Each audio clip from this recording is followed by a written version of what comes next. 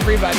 Thank you all so much for tuning in to the PHNX Coyotes podcast. Don't forget to hit that like button, subscribe wherever you get your podcasts, leave us a 5-star review. I'm Leah here with Craig and Petey. How are you doing on this fine, and Sean, sorry. You're not an afterthought, Sean. How are we doing on this fine Monday morning? That intro suggests otherwise. He went to Vegas for 2 days, left us all by ourselves. Wait a minute. Somebody else did you as I remember it. I did. I went to Pine Top this weekend. It was very refreshing. Craig I actually says was as if he didn't spend 2 weeks gallivanting across 3 Europe. weeks. 3 weeks, excuse me. I actually felt cold at one point, like real cold. At night? No, so we took a day trip to Sunrise, like where the mountain is. Yeah. We went up in the ski lift and it started to rain. Yeah. Actually, it started to hail. Yes. Love that. It hailed and we were all in like tank tops and shorts and it was 62 degrees and it was raining and hailing and we were cold. And I was like, this is the greatest feeling ever. So I had a lovely weekend. You saw you're wearing the Barbie Oppenheimer combo right now. The pink shorts, the black shirt. Sure. Unintentionally, but yeah, I saw them both. Petey didn't see anything. Oh, I went to the Museum of the West for an hour, so that was my summer vacation. So you go 3 weeks in Europe, I go an hour to the Museum of the West. And how was that, Petey? I mean, what do you think it is, Craig? The Museum of the West in Old Town Scottsdale. Never go. Oh, I mean, boy. It's fine. There's pictures and there's stuff. They have it on Amazon and Wikipedia. Could you be more specific about the stuff? I don't know. They have old saddles and old guns and badges and pictures from old cowboys. Pottery. Okay. Pottery. There, you've seen it now. You don't even need to go. Petey came ready with the Monday energy today. Well, it's July 24th. Whiteboard he's got too, though. Yeah, it's July 24th. So what better time to talk about line combinations? Yeah. Right? The way too early one line combination. By the way, did you read my story? How many qualifiers I put? Yes, like I actually got 10 into paragraphs. And then at the end, it was like one blame giant Petey. Apology. Blame Petey if it's wrong. I did. That was the vibe, the underlying vibe I got. Yeah. Just blame me. Throwing you under the bus. And so when he called me, it was underlying. Hey, can I put your name on the byline? Which is like Craig doesn't ever ask me that. Yeah. And so and then I said, yeah, sure. And then I hung up and I go, wait a minute. Now I get it. So now everyone can goes off the rails. Direct their blame. I mean, it is Petey's whiteboard, so it's true. I went along. I'm not a coach. What do I know? Oh man, yeah. I just took Petey's advice. Exactly. So you can read the story at gophnx.com. It's really fun, and we're gonna take it even further today, and we're gonna talk through our decision making. We're gonna do a very, very early. We'll probably do this way too early. Yeah, we're probably gonna do this again like the week before the season. And who knows what'll be different. Waiver pickups. There could be trades. Like who knows? There's so much that can change, and just training camp decisions. There's so much that can change between now and October 13th. But we're gonna, take a stab at it in July because the Discord's been talking about it for weeks. So we thought, all right. Let's talk about it. It is. And the things that can change this from now till then, there are so many. Like Dumba signs, this blows up. Oh, yeah. Somebody gets hurt, which happens in training camp, that blows up. Here's the other thing that changes a lot is when the guys finally hit the ice in September and October, when it's starting to get closer, there will be guys at the development camp, the rookie camp, that go to that development tournament, the rookie tournament that surprise this staff. There will be. And there'll be guys that go, oh, we need to take another look at this guy. I don't know who that's going to be yet, but it's somebody that's going to go, okay, we need to see him in a different spot. And so you'll want to see, and I've got a couple guys off to the side. Let's just say it's Geeky. Let's just say Geeky surprises. And we need to put him with better players and just see. And so there's a lot of things that can upend this thing as this goes on through the summer. Yeah, and we've even seen that in past camps. Like I can think of a couple examples where a guy rose to the level where suddenly the coaching staff had to put him on the roster. Toby Reeder did it. Jordan Martinuk did it. Those were guys who had great camps and ended up making the roster when we weren't necessarily projecting them to be there at the start of camp. Yeah, and there's guys that you look at this roster and go, oh, they have to start on the team. Well, no, they don't. Yeah. And there can be guys that you said, oh, for sure this guy's going to be on the team. We did it with the goaltenders last year. Oh, my God. Or when Vejmelka came up. We had Vejmelka as the third or fourth string. Yeah. So this is by no means, honestly, it's just an exercise to get you started, but there's a lot of things that need to go into it when you start to put this thing together. When we get to the goaltenders in segment 3, I'm going to share a Kozhinash story that I just read, and I'll tell you why I read it. You guys already know why I read it, but it's fascinating. But Go ahead, Leah. Yes. Well, before we get into this, and for the sake of this exercise, we're going to pretend that opening night is next week, and this is the people that are going to be a part of it. But PD, before we start and you get up on the whiteboard, can you take us a little bit inside the coach's room into what goes into the decisions to make line combinations? There's so many things that go in. And one of the first things you want to start off with, and Craig's alluded to this a few times, is you traditionally start with pairs. You don't start with a 3-man unit right away. You go with 2 guys that fit together well on the ice, but they also have to fit together for special teams.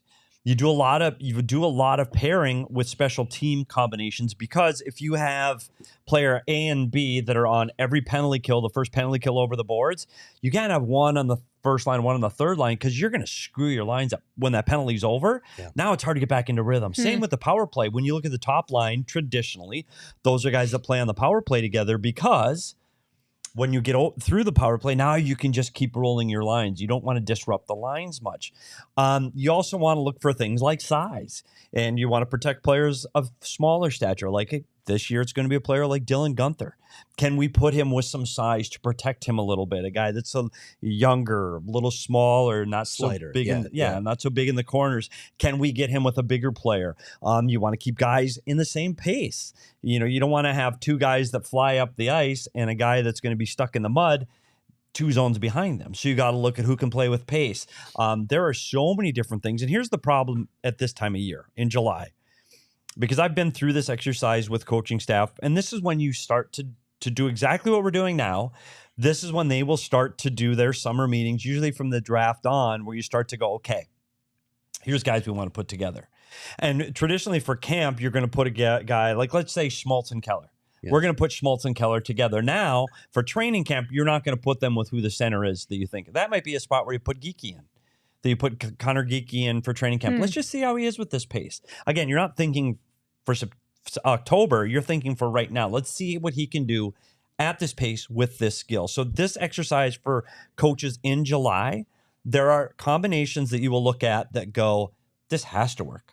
Shane Doan with this guy and this guy. Oh, it's going to work for sure. What a great line. 2 days of practice and you go, these guys can't play together. Like there's so many times that Hammer you and go, OEL. They thought they were going to play together. You're going to play together. Yep. They go into the summer skates at the ice and, oh, we're going to be aligned together. For sure, we're going to play together. And by the time you get there in September, you go, this just absolutely doesn't work. And Craig and I went through this exercise before Kerfoot got signed. Yeah. And we had it all figured out. And then you had Kerfoot and you go, shit, we got to start over, because he doesn't just take a 4th line slot. A couple of follow-up questions to you. When you're constructing your lines and you're trying to find guys that mesh, you talked about playing styles and size, complementing, protecting. How much do you think about, okay, if we do all this with this line, it's going to impact the other lines? Does that come into play as well? Oh, absolutely. And here's the problem. And this sounds like this is what happened to you and I. This literally happens in the NHL coaches room. Is you get they have a board exactly like this. Like it's magnets with these names.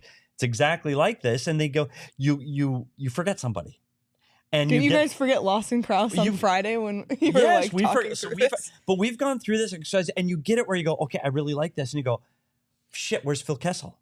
And you forget a guy and you go, oh shit, we got to start over. Yeah. And you think you have it just how you want it, and just putting one player in screws up the whole thing, because you can't just take one guy out because he doesn't fit on that line. So now you have to juggle everything over again. It's a much harder exercise than you think. And once the season gets on, you'll find those combinations that play well together and you can keep rolling them out. But then you got to get a call up on an injury. And while he'll just go on the 4th line, well, doesn't fit on the 4th line. It's not a 4th line player. So now you got to jumble everything up again. So it's constantly, it's a daily battle to get the best 20 players on a roster every single day. Do personalities matter? Absolutely. Yeah. And who can play with who? This guy, you say, and it's funny because I'll take you behind the curtain. Taylor Hall, Phil Kessel are on the same team. The analytics showed, analytics department met with the coaching staff on a morning and said that the analytics showed that Rick Tocchet should play Taylor Hall and Phil Kessel on the same line, that they would, their whatever rating and number show that those two should play together. And Rick Tocchet looked at the stats and analytics guy and said, "You're out of your mind. There's only one puck. I can't put both of those guys on the ice at the same time." And he said, "Would you please leave?" And that the young gentleman I'm had sure to he said it leave exactly that way. Yeah, he kind of said it like that. But again, it's personalities, and you have to be able to.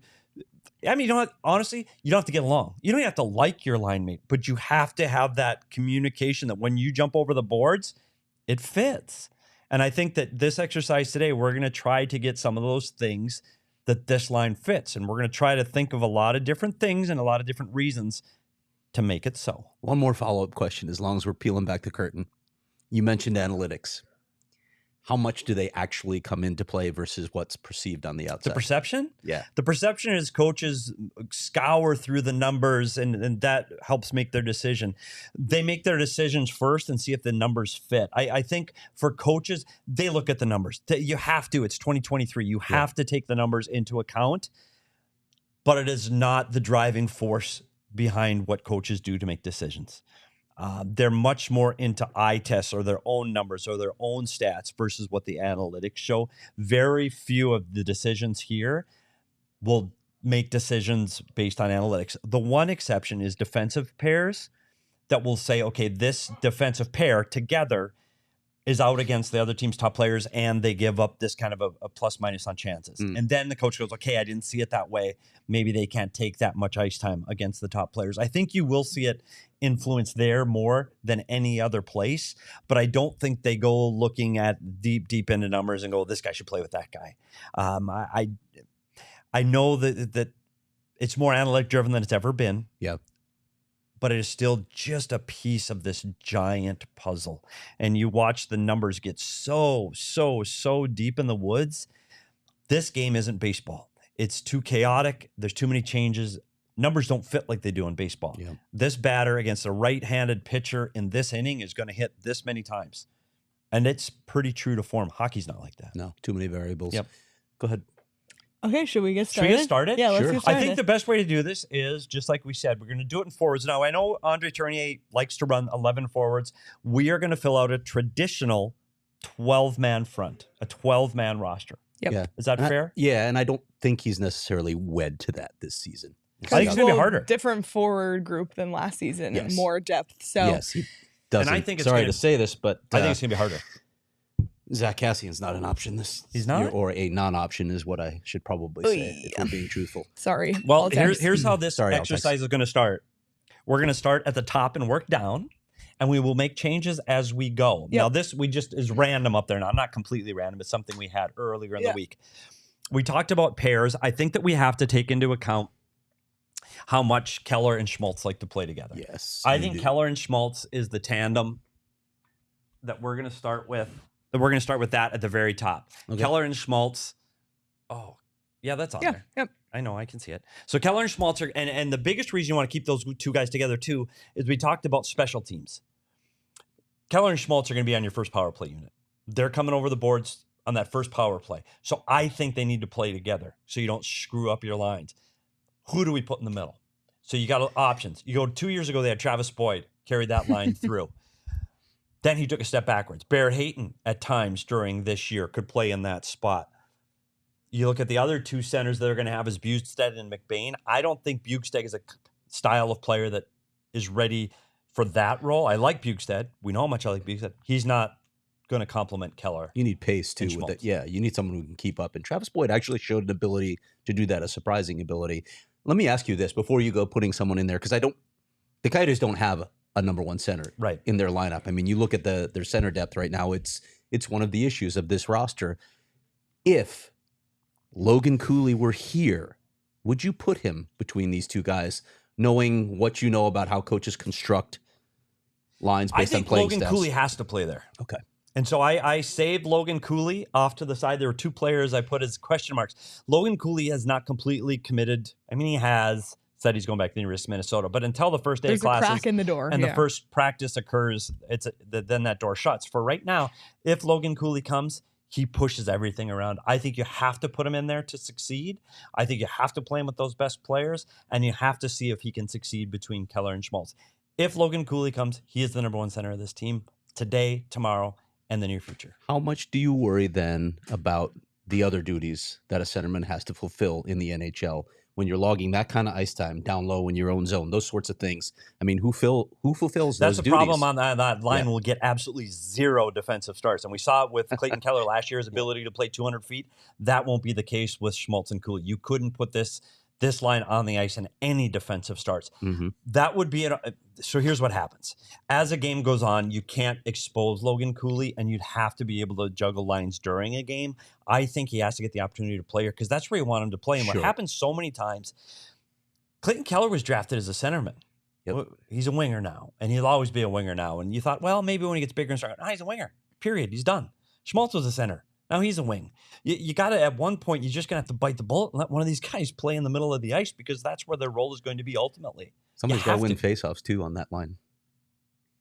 Just things that I think about when you construct lines, right? So Yep. are we putting Cooley there? No, I don't think we are. Cooley's going back. We have to assume for now that he's not going to be He's going there, back to college. So Petey, for me, you and I both agreed on this, and I think you do as well. Yeah. I've got Barrett Hayton, top line, middle with that group. So I've got Barrett Hayton, Clayton Keller, and Nick Schmaltz on the first line. And I think we can all agree that those not only will be here, I think that's three guys that are going to end up on your power play because I think Barrett Hayton's your net front guy now. Yeah. And I think we'll did talk well more in that later role. on who else I think fills out that power play. But I think those three forwards are on your first power play unit. And I think Barrett Hayton showed his commitment to get to the front of the net, tip pucks, screen goalies, get to the blue paint. He belongs there. Those three guys are coming over first on the power play. Keep them together as your top line. Yeah, I think what he did late last season, he earned that spot. He earned at least the right to start between those two guys when this season kicks off. All right, So now it gets tough. Now it gets Yes, tough. it does. So I've said this to Craig. I don't know if the Coyotes have a 2-3-4 center. I think they have 3 threes.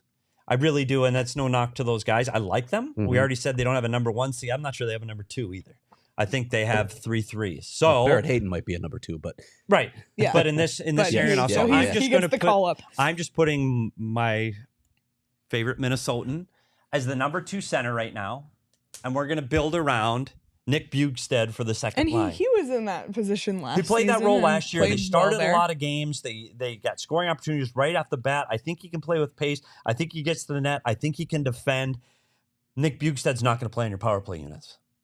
So something to keep in mind when you do. Bugstead played 2 minutes and 10 seconds per game on the penalty kill. He is going to be a penalty killer. mm-hmm. So keep in mind when you're building his wingers, you need to put one other winger with him that can also kill penalties. Lawson Okay. Krause. And that player, for me, is Lawson Krause. Krause played 2 minutes and 15 seconds per game on the kill. That pairs up tandem. They will go out as the second line. They will also be the first 2 over the boards on the kill. So let's put Krause in there. See, I never thought about building lines that way as Mhm. with the special teams in mind. Yeah, it's critical for the like Petey said. Like You don't wanna screw when the up your penalty lines. ends. No, what do you that's do really then? fascinating. So thank you for But what sharing you that. can do on the last pair of penalty killers, you'll see a player that you wouldn't suspect to be a penalty killer was Clayton Keller. Clayton Keller averaged about 30 seconds a game of PK time because he'd be the last pair. When there's 15 seconds left in a penalty and you need to throw someone over the boards and there's a whistle, Clayton Keller's going on the ice. And then he rolls right into his Yeah, shift. so whoever Yeah. jumps out of the penalty box now you're on the offensive side of the puck. So you're Yeah. going to see those guys as your last pair. So Keller doesn't hurt you as the last pair on the kill, but you need the first tandem, this Bugstead and Krause. Now we got to fill out the right side. And this is where it's tough for me because you saw the chemistry that Michelli and Krause yeah. I know. had last year. But again, you're looking to balance your lines. You're looking, you got to make sure you're putting guys in the right roles. And if a guy like Dylan Guenther makes this roster, do you want to give him an opportunity to play those sorts of minutes with guys who can protect him? That's how I weigh all this. And that's fair. I think when you talk about Michelli's going to get power play time, Gunther's going to get power time, probably on your second power play unit together. I think it has to be one of those two that fills this slot, that it's got to be Michelli or Guenther in this spot. I like that there's some size with Bugstead and Krause that could protect a player like Guenther in that hole. But you saw what Michelli did. This one's going to be at the toss-up. This is the one the coaches are going to think a lot about because there was so much chemistry between Krause and Michelli last year, and you were able to put McBain in the middle. You could put Bugstead in the middle, but it was always consistent with Krause and Michelli. That where you're leaning? I lean towards Michelli on that group just to keep that group together. What do you think? I see arguments for both. Yeah, because It's going to create issues when we get to the bottom six. But yeah, I agree that he had incredible chemistry with Lawson Krause. So and all three of those guys played together, of course, for most of the season until Bukestad got traded at the deadline. And that's an easy change. And that's an easy change that you want Dylan Guenther to succeed. Yeah. You want him to get offensive opportunities. He's going to be the difference between Michelli and Guenther is Michelli is going to be the guy that's going to be the distributor. Gunther's going to be the guy that's going to be a shooter.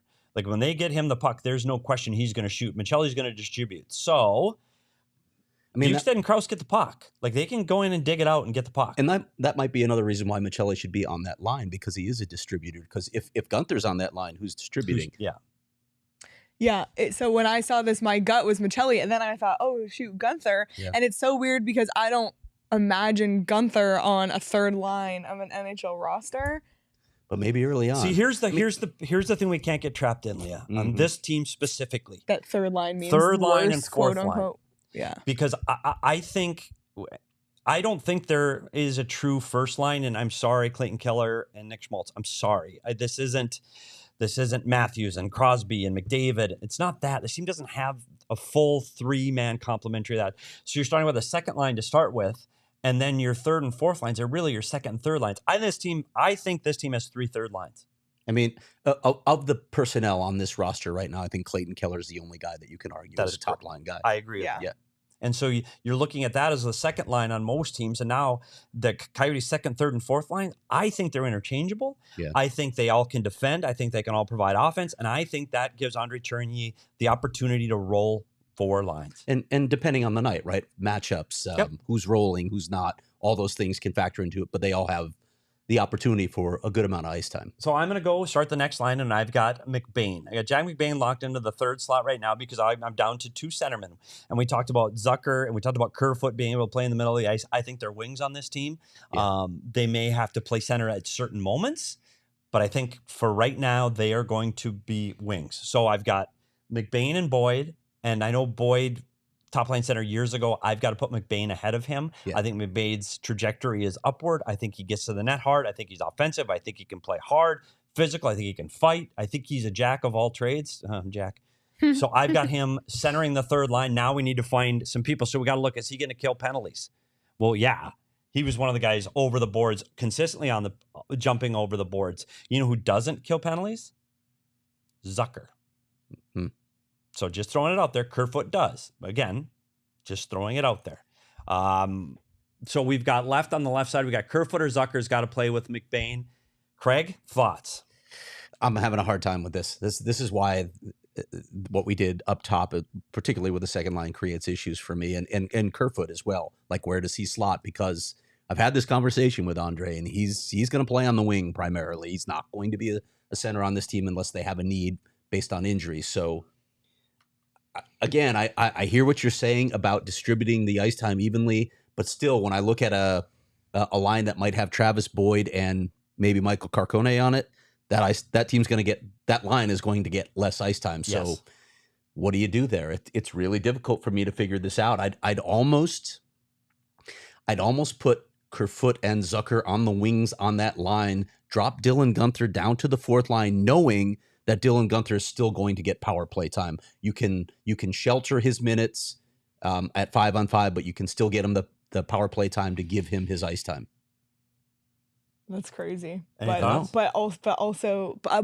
to me, Zucker can't be on the fourth line. Zucker's got to go. So that's why I think Zucker has to go there. But I get what you're saying, that Zucker doesn't kill penalties. I like so Zucker you have there. And because of that, you can't put Guenther there because Guenther doesn't kill penalties. Right. So it has to be Kerfoot. I think so. That's the other how thing, the Leah. logic works. I like Kerfoot there. Yeah. And here's why. So now your penalty kill tandem there's McBain and Kerfoot. Yep. So you've got a center killing penalties with Bukestad Krause, then you throw McBain and Kerfoot next. And I think that now you've got 2 veteran, responsible, hard-playing guys that drive the net, Zucker and Kerfoot, playing with a second-year pro in McBain. Yeah. And that this is going to give McBain the best opportunity to succeed. I like this line. I think they can provide offense. I think this line can go out on a defensive zone faceoff. I think they're responsible enough to play both ends of the puck. This is a line that I could go play anytime. You want to throw Zucker, McBain, and Kerfoot out. I could put that line out, up a goal, down a goal, and I'm fine. Yeah. I really like that line. Like, I think that could be a sleeper line that can get you a lot of points, especially if McBain takes that next jump. And Kerfoot obviously can play the offside. We've heard so much about his versatility. You can move him all over the line. And he can move high, he can move low. He can take faceoffs too in certain situations. If McBain gets tossed out of the circle, you got another centerman. I like this line a lot. And you never know how chemistry will work, but I hear one of the things that comes along with Alex Kerfoot is that he is a coach's player. He will play everywhere. He will give you something everywhere.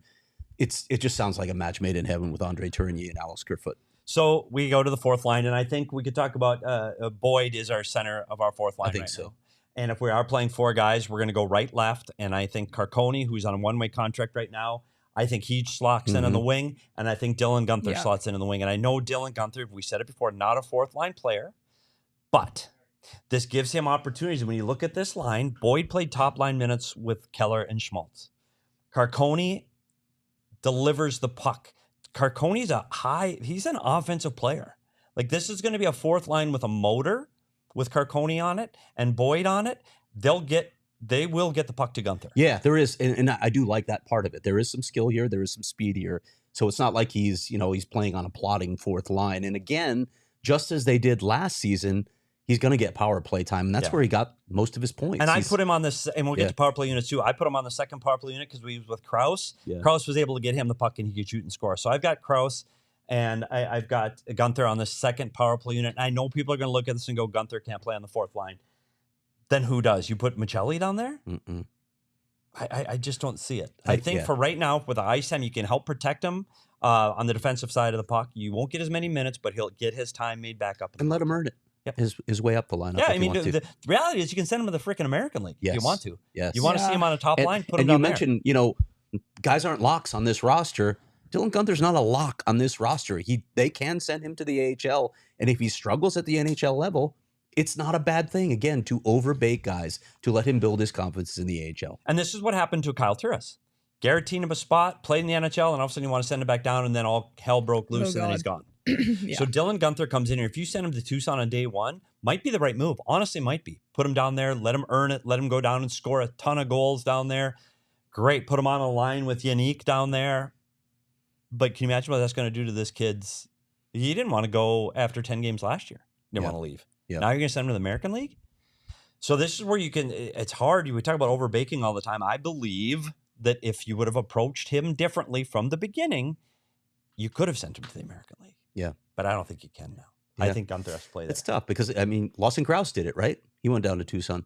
Are you okay with our two extra forwards for right now? Yeah, so did Barrett Ayton. Yeah. I think O'Brien and Yannick are. Jan Yannick is not signed, and I have no idea where that's going right now. I'm going to put. But here's what I'm saying. I'm taking him out. I'm taking him out too because I don't think the Coyotes will carry two extra forwards just for cap purposes. You can save a little money by having the guy down in Tucson, and Tucson is so close that you don't need two forwards hanging around doing nothing. You might as well have one of those guys playing. Okay, so I think those are our 13 forwards. Yep. And two wild cards, Logan Cooley and Connor Geekie, disrupt this whole damn thing. So after we get it all built, Connor Geekie comes out and blows things away in this camp.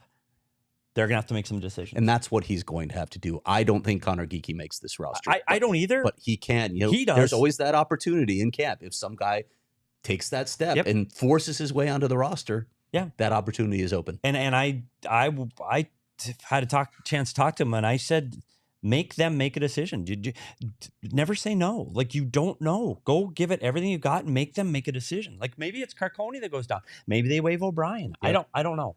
That's our 13 forwards today. So our extras down there you can see in Tucson: Unique, Sanford, Douglas, Barron, Kirkland, McCartney, Leonard, Smith, D, Doan, and Kellerman. Yeah. And one more thing on Geekie, you have that 9-game trial too, right? You could do that if you wanted. And you don't know what happens with injuries, but I like that. And I think that's a good start for our forward lines. Our top, we'll get into our power play and penalty kill last, but I like the way this is built. I think we've got pairs for kill. I think we got power play time built in, and that's our 13 forward group. So everybody take the screenshot and then pull up the receipts when the opening night roster comes out, and we're either kind of on the money or not at all. So we will see. We'll move on to defense and special teams and goalies, etc. In a minute. Oh, Petey's literally taking a photo. So while he does that, I'll remind you to check out the BetMGM app. First of all, it'll be really interesting once the official lineups are in, how the NHL futures will change on BetMGM. We're not saying the Coyotes are, going to be in the playoff conversation, but you never know what the odds are like. There's plenty to bet on BetMGM, including baseball, obviously right now, Women's World Cup, WNBA, etc. So if you haven't signed up for BetMGM yet, use the bonus code PHNX. There's a few different offers depending on where you live, but for our Arizona audience, place your first bet offer and receive up to $1,000 back in bonus bets if it loses with BetMGM. Again, make sure you use that bonus code PHNX. You can check out the show notes for full details, and now listen to Shane talk about the disclaimer. Gambling problem? Call 1-800-GAMBLER. Colorado, D.C., Illinois, Indiana, Kansas, Louisiana, Maryland, Mississippi, New Jersey, Ohio, Pennsylvania, Tennessee, Virginia, West Virginia, Wyoming. Call 877-8-HOPE-NY or text HOPE-NY 467-369 New York. Call 1-800-327-5050 Massachusetts. 21 plus to wager. Please gamble responsibly. Call 1-800-NEXT-STEP Arizona. 1-800-522-4700 Nevada. 1-800-BETS-OFF Iowa. 1-800-270-7117 for confidential help Michigan. 1-800-981-0023 Puerto Rico. In partnership with Kansas Crossing Casino and Hotel. Visit BetMGM.com for terms and conditions. U.S. promotional offers not available in D.C., Kansas, Nevada, New York, or Ontario. So as we mentioned before, I did take a trip to Pine Top this weekend. So we had to stop for gas a few times, and we stopped at Circle K specifically, went and got snacks that we snuck into the movies. Sorry. But we did because that theater. I like Pine Top. Yeah, Circle K, great snacks. And they're everywhere. So they're super reliable for us. We stopped at Circle K in Payson also. So yeah, they're just everywhere. I love Circle K. I love their snacks. All my friends bought snacks at Circle K. And just make sure you're not missing out on all the great stuff Circle K has. You can text PHNX to 31310 to join their SMS subscriber club and get a buy one, get one free offer on 32-ounce Polar Pops. Head to circlek.com/store-locator to find Circle K's near you. All right. Defense. At least there's only, you only have to put two together, but let's start by painting the picture of who is available. A couple things to say on the blue line. Andre Tourigny likes his lefty-righty splits, and you have the option for those. Another thing that I would say about the Coyotes blue line right now, I don't know that they have a single guy that you could call a top pair defenseman. So that could change. We know some of the prospects in the system. That could change in the future. But for right now, I think it creates flexibility with what you can do with your defense pairs. So, Petey, I'll let you take it away with the top pair, and I'm going to follow up with a question in a moment. Yeah, this is the same thing we said about the forwards. I'm not sure they had a top line. They might have one player that's a top line player and then a bunch of third line players. I think that's the same thing on the back end. I don't know if there is a top pair on this team that you go, oh yeah, that's a top pair. Yep. Oliver Ekman-Larsson, he's on the top pair. Yeah. They don't Jacob have Chychrun and Jacob Chychrun and Gostisbehere. That's top line players. Yep. They have the good thing. You're right about the right lefts. There are a lot of coaches that say you need to go that way. Mm-hmm. I think there will be times during this season where you're going to see two right-handed defensemen on the ice at the same time, which is extremely unusual, but I think it's going to happen. We are going to do our best with right lefts. The problem is there isn't that guy. Yep.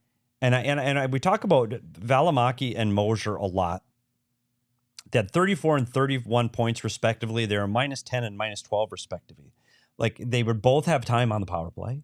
They both kill penalties. They're very similar in what they are able to accomplish. And I have a hard time deciding which guy I am anointing as the first guy. When you look at Valimaki and Mosier, who's the guy? On the left side? You mean?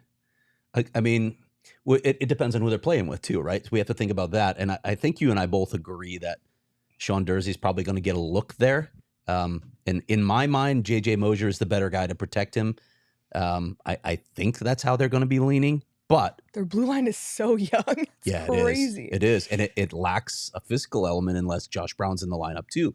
So if Durzee's your top guy, I don't know what you think, Petey. To me, I think Mosier's the guy to protect him. But I also have a question about Durze as the top guy.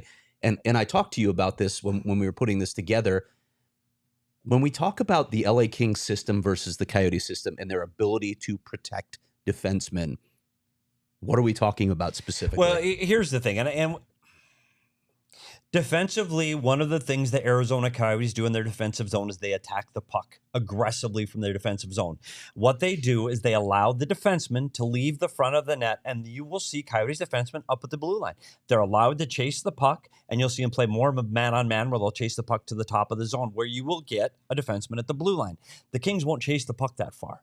The Kings are more traditional where you'll pull a guy back. You saw with the Vegas Golden Knights, where you'll see they will chase more than Vegas. Vegas is a hard... Here's the rule, D are going back, period. Like the D do not chase above the hash marks, which helps them protect the front of the net. LA will be much more responsible in front of the net. That's one. And two, in the neutral zone, LA plays a 1-3-1. Yes. What that means is they have 3 players lined up across the red line, and they have almost like a deep backfield guy to receive the punt. They'll put a defenseman way deep in the zone, almost to the circles, to get the puck, so he will be able to get the puck quickly and out of the zone quickly so they don't spend as much time defending. The Coyotes are going to want to stand up at the blue line so the defensemen are higher in the zone, closer to the blue line, and allow the puck to be dumped in, and now you have a chase to the puck. So you end up spending more time to defend in that scenario. If you don't turn the puck over in the neutral zone. Right. LA won't turn the puck over and try to create offense. Yeah. The Coyotes are trying to be more aggressive between the blue line, stand up the blue line, create a turnover, use their speed going the other way to create offense. Right. That's the give and take you have in those systems. LA is going to wait for the dump in, go get the puck and try to go 200 feet up the ice. Coyotes are looking for a turnover between the blue lines, get going the other way. LA system, a defenseman gets the puck, has much less challenged by the opposing forecheck because he's all alone back there, able to break out of the zone quickly and spend less time defending. Where you're going to see the Coyotes defensemen spending more time defending because they're one-on-one races after the puck gets dumped into the zone. All of those things are true. Jersey has to be on your first pair. Be great if he had a really strong defending defenseman on his left side. Yeah. He doesn't. I think Jersey is getting all of the offensive zone starts. I think when the faceoff is in their offensive zone, look for Jersey to pull his groin jumping over the boards because I think he's coming over. I think he's going to be the replacement on the top of the power play this year. I don't think there's any question he's their number one power play guy on the top. Yeah, they've already talked about that. Even though Valimaki and Moser both spent time doing that last year in Gosper and Chikrin's once they got traded. Jersey's taking that spot. He's going to get a chance at that spot. Jersey has to be in this spot. I agree with Craig. I'm going to put J.J. Moser on his left side to start. This does not mean this is the top pair that they're going to get all the big. They're not getting McDavid. They're not going to get those kind of minutes, even though they're your top pair. Don't look for Jersey to be out there defending McDavid and Draisaitl because it just isn't going to happen. Yeah. Okay. But let's get it. So Moser and Jersey is what we are doing for the top, quote unquote, top pair. Mm-hmm. And now it gets and that's where really this is hard. interesting. This is what people talk about, and this I want to be really clear. This is where people that are sitting there going, "Oh, this Coyotes team is going to make the playoffs this year." This and I like their defenseman. Stetch works his ass off. He's a hard. I like Brown. We said how much I like Brown, but you go on paper and look at the teams in the Central Division. Look at their top 6. This isn't it. Yep. They're not ready yet. Nope. They're just Moser and Valimaki and Jersey. They're not ready. They're learning. They're learning the game. They're learning the reads. They're learning when to do what. It's a position that takes longer to learn. Yep.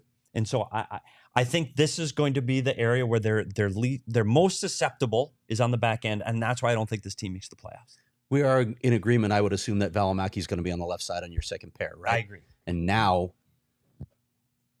I don't know what you do here. Again, if you're trying to keep with the righty-lefty splits, your options for the right side are Stetcher, guys, Brown, and Soderstrom. Yeah, that's it. And Kesselring. Yeah, Kesselring's down there too. And I mentioned this in the story.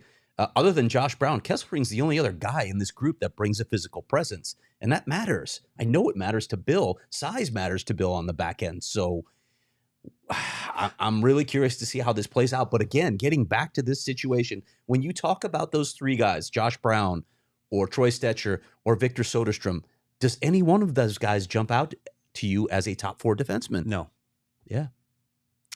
But somebody's got to do it. Somebody's got to do it. Somebody's got to do it. For me, it's Stetcher. I think Stetcher can play, again, offensive and defensive. I think that pair, they can throw out in any situation. I think Valimaki and Stetcher, you can throw out against your better players. They're fast enough. They can skate. And keep in mind, this is when you're getting Connor McDavid jumping over the boards and Austin Matthews jumping over the boards. Somebody's got to play on the back end. Yep. So for me, that's the pair. It's Valimaki and Stetcher because they can keep up foot speed wise, they have good enough sticks, and they can defend as well as anybody on this group of 6 can defend. So I like Stetcher on this group because I think they're the most versatile. I also think they can provide offense if they need to. They can distribute the puck and get the puck up the ice quickly. I don't expect Stetcher to be on the score sheet much, but he does get the puck up the ice quickly. And that was his role meant for much of his career, actually. He was in more of a defensive role with the Coyotes last season than he had ever been in his career. And he said that. So he is definitely capable of carrying the puck and moving it. And when he said when he got to Calgary, he had like more goals and more offense than he ever had, just based on his role there. Yeah. But this position, and we know he can. He's going to kill penalties too. This back end at defense, you look at the Moser of the guys returning had the most penalty kill minutes, followed by Brown and Stetcher. All of these defensemen, except for Dursey, are going to have to eat PK minutes. All the rest of the 5, they're going to have to get a lot of time. And you could see at times when there's injuries up front, you're going to see 7 defensemen. Now here's the problem. We've got 3 left defensemen and 3 right defensemen left. On the left, you've got Kolyachonok, Dermott, and Zuber. On the left. Yeah. On the right, you've got Brown, Soderstrom, and Kessling. Brown's on this team. Brown makes this team. Brown's your third pair right side defenseman, without a doubt for me. I really like Josh Brown and all the things that he brings physically and net front. I like Brown as the third pair right. If you do that, though, can Victor Soderstrom be on this team? That's my thing, and that's what I said in the story. If Soderstrom's going to be on this team, he can't be a 7th defenseman. No. There's no point. Let him develop in Tucson. Yep. If he's not going to be a regular. And I don't think he is. And people we followed our Discord, and they're like, oh, he had a great end of the... Did he? Yeah, he played unimportant minutes. He played unimportant minutes with a really bottom-heavy defense core once you get by Gostisbehere and Chychrun. Now you've got... I think Dursey's going to get the opportunities that probably they would have liked to see out of Soderstrom at this point in his career. Yep. I don't see it. I think they need Josh Brown on this roster more than they need Victor Soderstrom. They need a physical presence somewhere. You have to. Yeah. And I like Brown there, and so Soderstrom is the 4th guy on the right side for me. Okay. And then who are you putting on the left side then? So now we got Kolyachonok, Dermott, and Zuber. Can I chime in from the top? So I think Zuber needs to start in Tucson. Agreed, just and because I think he will. It's his first year in North America, and I think Zuber, like even next season, let's say, he could easily be a starter on the Coyotes possibly next season. But I think he needs time in Tucson to get used to the North American game. He's still super young. Develop. I know Craig. That's a big leap. Craig has heard. Yeah, Craig has heard that he's way ahead of schedule, which is great. But I don't think he's starting this season on the Coyotes. Completely agree with that. I do too, and I think that's the right place for him, and I think he'll play games in the NHL. I think every defenseman we mentioned is going to play games this year. 1, because they play 70 a lot. 2, because the guys get hurt back there, and you're going to see guys coming in into that 7th D spot because you want guys to play games. You're not going to have a 7th defenseman sit for 15 games. They'll rotate a guy in so that person can get some games. I believe that. So who we got left? So you got Kolyachonok and Dermott on the left side. Dermott concerns me because he missed almost all of last season. Yeah, they say he's fit to play, but how much time? How far behind is he at this point? Is he a guy that belongs in Tucson to get his legs under him again? He is a guy that can play for you at the NHL level, and like you said, he will because there are injuries on the blue line to every team every season. I think you can ease him in. Yeah, I think he can be your 7th guy. Okay. Because he doesn't need to play right away, and you can ease him in. He's a veteran, yeah. I was going to say, could he be the 7th? He can, absolutely. And the other reason, I knew you were leading here anyway, but Kolyachonok has really, really impressed the staff in Tucson. We heard Steve Poppin call him a robot, and I've heard that from the development guys as well. He's got a work ethic. He's very smart. He's methodical, and he's responsible. So I could see Kolyachonok getting. Can you see that pair, pair, Kolyachonok and Brown? I do. I see that as being a good pair to throw out in defensive zone starts. I think Kolyachonok can be physical. I think he skates well enough. I think he can move the puck. I think he can do a lot of things well. I don't think he does any one thing great. I think he does. He's a responsible guy. And I think him with Brown as a pair, you can feel safe out them in defensive zone starts. And I think they can play with Kolyachonok's ability to move his feet. I think they can get out there and take some. You can't have 2 guys, Valimaki and Stetcher, eating all the defensive minutes. Right. You're going to need another pair that can skate. And I think Brown isn't as fleet of foot, but I think Kolyachonok can skate. So he can eat some of those top line minutes too. So Kolyachonok on the left side, Dermott as your 7th defenseman, and Victor Soderstrom goes back to Tucson for some more development. Back to and so does Kesselring. So long. And so does Kesselring. And all of those guys will get time up, but I think Kesselring goes too. So I think Kesselring could be one of the first guys to get called up if there's an injury on the Me too. So now that we have our lines and our defense pairs, a question for both of you. if they're even watching, how much do you think the coaching staff is laughing at us right now? Yeah, they have for sure. But it's funny because they have they in their mind. I guarantee Andre, after talking to Andre, knows. Like he's got day one, training camp day one, he knows already in his mind. Now that may change and that'll get juggled a lot during time, but in his mind, he's looking at us going, you guys are idiots. Exactly. For sure. Yeah. For sure. I think that we'll have some of them.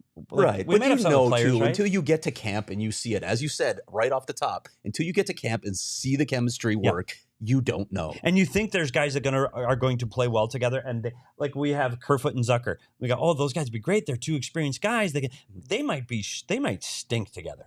They might just, you might get out the first day and go, gosh, they can't get each other the puck. They're forcing it too much. Yeah. They're both trying to do the same job. It's not going to work. Yep. And so this could blow up easily. I thought a lot of thought went into it.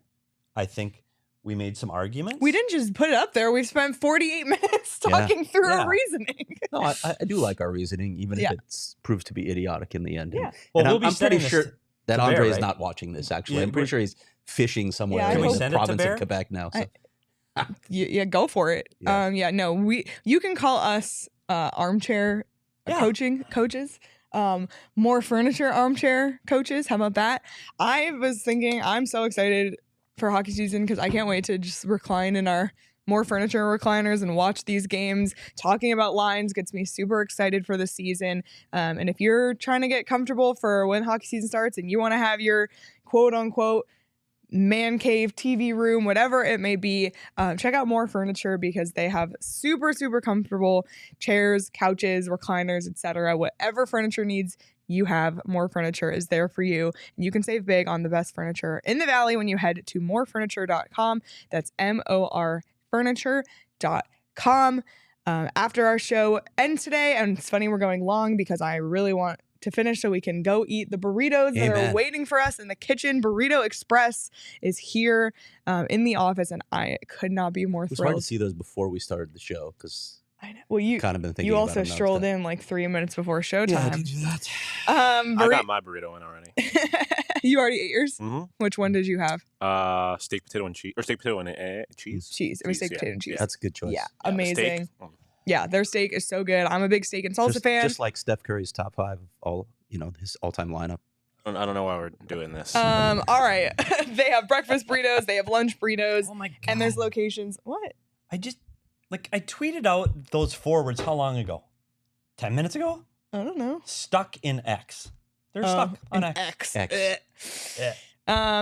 Well, anyway, Burrito Express, best burritos in the Valley. They have locations in Tempe and Scottsdale and Gilbert. So check out Burrito Express, grab a burrito, and follow Burrito Express on Twitter or X, I guess, at Burrito EXP. That's a whole other conversation for a whole other day.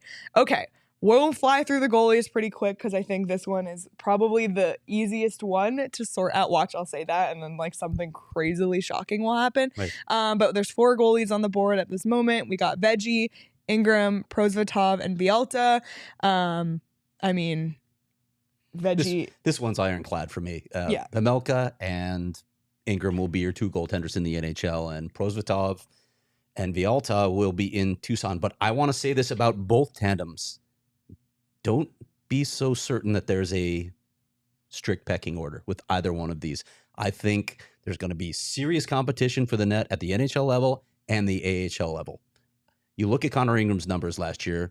I know he played basically half the games that Veggie played, so that matters. But his numbers across the board were better, whether it's the basic numbers that you see on NHL.com or the analytics for goaltenders. His numbers were better across the board. He just signed a 3-year extension. He signed longer than Pamelka right now. They clearly believe that this guy can give them something after watching him, and a lot of people thought that before he even came here. So this is going to be a heck of a competition at both levels. Ivan Prosvetov at the AHL level had better bring it this year because he's going to be pushed, and they are looking to see something from him. Yeah, I think you nailed everything. I think for me, it's geez, I want to tip that over. OGs. This board brought to you by OGs. High thoughts. Yeah, you're putting them side by side. Yep. I like it. And I'm putting them side by side in the American League too. Yep, I think that's fair. So a little story for you guys with Karel Vejmelka. I just edited a story for Radim Verbata's website in Czechia, which I do because he asked me to do it a long time ago. It's basically the Players Tribune of Czechia. So they let players write stories in their own words. And I did Karel Vejmelka's story. And what I learned, this is how Karel Vejmelka found out that he made the team. It was on a flight back from the preseason game in Vegas where they let him play, and he played really well. They were calling guys to the front of the plane. You probably remember this whole process. The guys that they were calling to the front of the plane were the guys that they were cutting. But he didn't know that because he's brand new to this entire experience coming from Czechia. And he watches Joseph Kozhinash go to the front of the plane. He's like, what's going on? And he's had no idea. Carter Hutton nudges him and says, welcome to the circus. He's like, what does he mean? Kozhinash comes back and says, congratulations, they picked you. That's how he found out he made the team. Wow. Oh, I can't wait to read that. By the way, we're going to go behind the curtains at PHNX again. Do you see Max? Max, as soon as the word OGs was uttered on the stage, OGs, but Max is like, what? What? The sponsors? We're talking about the sponsors? We're not, that's not an ad read. That was just something that was just Petey a said. Subtle drop. We just dropped in OGs. We didn't drop an OGs. Yeah, it was a good story. That's Actually, a good story. Karel Vejmelka's story was really good. Yeah, but Craig, I've said this the last 2 seasons. Like, he has to be more consistent this year. Mm-hmm. He has to be able to put strings of games together. There are times within games where he is outstanding, and you go, oh my gosh, you're playing great, and then you let in a bad one. He has to eliminate that this season. He cannot be diving around, flopping around, and let a bad goal into an empty net this year. He's got to become more consistent and more stable. The concern, though, is if he does that, come the trade deadline, he's going to be a guy that's sought after. Mm-hmm. Because his numbers have been so good, and he's quietly been that guy that's won games for a team that has been undervalued. And you go, oh, when teams are looking around, if somebody's got an injury, we thought last year that was a maybe. This year is definitely a maybe. Especially now that you have Ingram signed for 3 years. It gives you that flexibility. Yeah, that's a good point. So be careful what you wish for. And I think there will be times for this tandem that I think Ingram's your guy for a stretch. Then I think there'll be times when Vejmelka's your guy for a stretch. It's going to be interesting to see how Corey Schwab and this staff manages their time, because I think they've been forced over the last decade to overplay guys. Yeah. And we saw it with Kemper. We saw it with Ranta. We've seen that happen. This is a situation where they can go in and go, we've got a 1A and a 1B. Yep. Yeah. And so let's manage their time smart, and let's look at how we can keep them both sharp, because you can't sit on the bench like Ingram did for a month. You can't do it. You're going to have to play some to keep everybody in the game. So it's going to be interesting to see how they manage that. And by the way, thanks to all the comments. We're not ignoring what you're putting around for ideas and thoughts, but we do also have to have lunch. We're definitely not going to ignore those, because eventually... Oh, yes. We're going to do, and this is not until October, but just we'll get the wheels turning. We're going to do a competition where, in October, everyone has a chance to submit their lineups, and whoever gets either nails it or gets closest to the actual opening night lineup will win a prize. Did you guys get the detailed summary of how we could do the points from formerly Ogie, now Chris? No, I didn't. I got to show that to you. Chris, I appreciate your efforts. I got to tell you, we may not go that deep because we're not that smart or that capable mathematically. Yeah, but I saw that. I really, really appreciate your ideas. And we'll definitely pick and choose which parts of that we want. What's the prize? Yeah. Do they get behind the red rope with you? We'll find out. To be honest, at a later date. It's 3 months away. I don't know if that's a prize, actually. Yeah. I don't know if it is or not. All right. Quickly, I know we're going long. Sorry, Sean and Betts. But I do want to quickly, if we can, do a power play unit. Maybe both. Sure. I don't know if we want to do penalty kill because I already said that we've got those guys. It's Bukestad and Krause, McBain and Kerfoot are your top 4 penalty killers. On the back end, everybody's going to have to take time. Mosier, Brown, Stetcher, Collier, Cholinak, they're all going to have to eat minutes on the penalty kill. So we know Schmaltz, Keller, and Dursey, I think, are locks on the first unit. Probably Barrett Hayton, too, as your front guy. I got Barrett Hayton net front. So who's your fifth guy? Zucker. He played he was in the Pittsburgh Penguins second group. He plays in the bumper role for the Pittsburgh Penguins, who had an outstanding power play. Second group, middle, gets to the net, can fill into the front of the net if Hayton has to go dig pucks out in the corner. It's Zucker. Okay. That's your 5. Your second unit, we know we're going to have Michelli and Krause. Yes. Who do you have on defense? Because you got to choose between Mosier and Valimaki unless you go with two defensemen. I'm playing 2 defensemen. Okay, I'm playing Mosier and Valimaki on the back end, and on the front, here's my problem. I have Krause, Michelli, and Gunther's got to be there as a shooter. Yep. There is no one there that take faceoffs. And that's a huge problem. Yeah.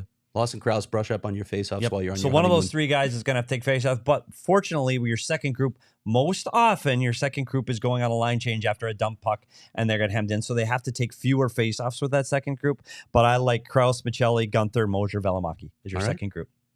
All right. There you have it. So everybody remember this, and we can be entered in the competition too.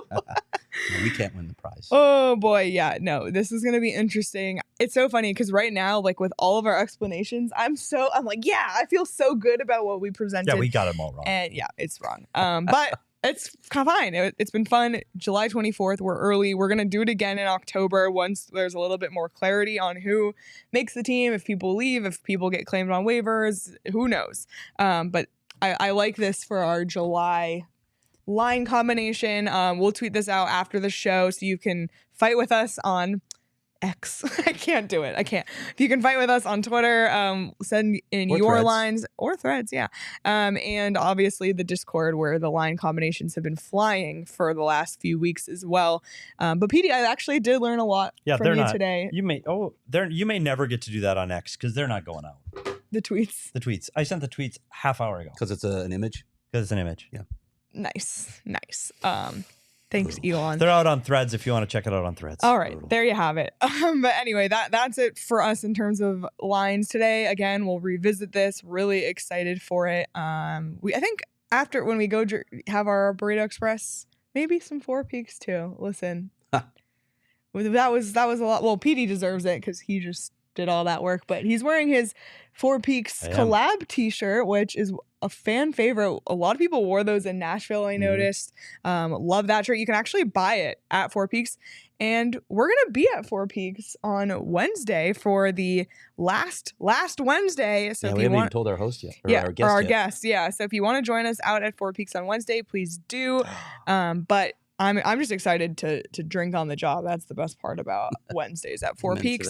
I was up in Pine Top drinking Four Peaks beer. It's all over the state. And of course, check out the A Street Pub. You can check out at Four Peaks Brew or at Four Peaks Pub to keep up with the latest at Arizona's hometown brewery. Must be 21 or older to drink Four Peaks, and please drink responsibly. This lineup is one version. Petey and Craig put out two different lineup combos on the website at gophnx.com. So if you want to check that out, you can do so. Weekly diehard only content there as well. So you must be a diehard to read those. You can join our Discord if you're a diehard. You can get 20% off merch, 20% off events as well. So just a lot of great stuff up there to be a diehard. And check out phnxlocker.com to grab your merch there as well. Get a free shirt or hat at sign up as well. So lots of perks to being a diehard. Anything else before we get out? We covered it. Petey? No, I'm just sitting here trying to delete a GIF so my tweets will go out. Thanks, X. Oh boy. All right. Well, that's it from us. Thank you all so much for watching. Hit the like button on this video. There's so many more people watching than likes, so hit the like button. We appreciate it. Subscribe to the PHNX Sports YouTube channel. Hit the notification bell so you never miss when we go live. You can also follow us wherever you get your podcasts as well. And while it still exists, you can follow us on Twitter at SPetershockey, at Leah Merrill, at Craig S. Morgan, at Sean_DePaz. You can follow the show at PHNX_Coyotes. We'll be back tomorrow at 11 a.m. But everybody else, enjoy the rest of your day. We'll see you all tomorrow.